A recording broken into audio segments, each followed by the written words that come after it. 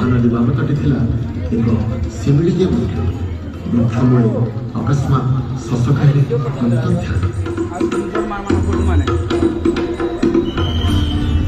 देखी चिंतामग्न राजा शिविर को कले प्रस्थान। निद्रा काले देखी राजा एक अद्भुत स्वप्न उजागर हो राजा बसिले तुरंत देवी समलेश्वरी स्वप्न कहले नदी पक्षे रही अच्छी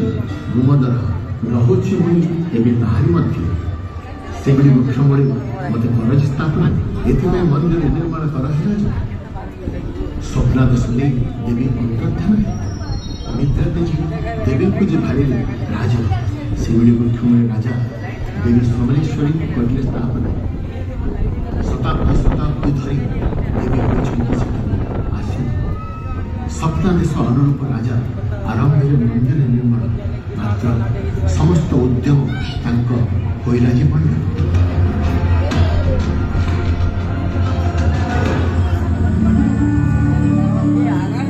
देवी समलेश्वरी परम भक्त बलराम पाणिग्राही और पत्नी आसिले आगे संपन्न करने को मंदिर निर्माण मूर्ति तोर दिव्यता और समृद्धि प्राणवंत बराह चिन्हित मुख भारी अनुपम दीप्ति स्थले मां भव्य प्रतीक स्मरण मात्र के रोग दोष